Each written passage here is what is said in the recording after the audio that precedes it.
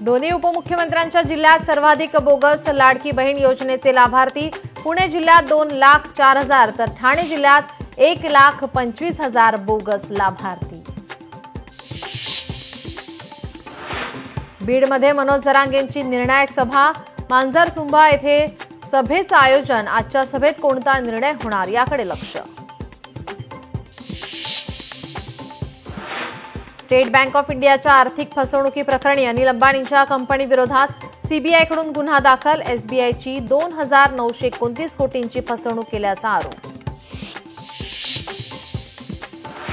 मुख्यमंत्री देवेंद्र फडणवीस वेळ देत नाही, आपली कामं दिल्लीतून होतात, शहा लगेच वेळ देतात। सुप्रिया सुळेंचा पुन्हा एकदा फडणवीसांवर निशाणा। मटण खाल्लं तर पाप काय, आपण मटण खातो आपल्या पांडुरंगाला चालतं। सुप्रिया सुळेंचं वक्तव्य तर सुळेंच्या वक्तव्याला वारकरी उत्तर देतील, फडणवीसांचं प्रत्युत्तर। रोज बोलतात वोट चोरी झाली, पण त्यांचं डोकंच चोरी झालंय। बिहारमध्ये जाऊन महाराष्ट्राची बदनामी केली, विरोधकांना सुबुद्धी येऊ। मुख्यमंत्री फडणवीसांचा विरोधकांवर हल्ला बोल।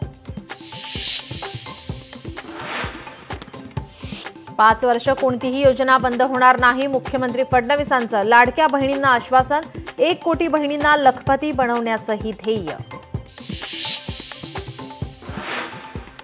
ट्रम्प यांच्या 50% टॅरिफनंतर भारताचं मोठं पाऊल। अमेरिकेला जाणाऱ्या बहुतेक आंतरराष्ट्रीय टपाल सेवा तात्पुरत्या स्वरूपात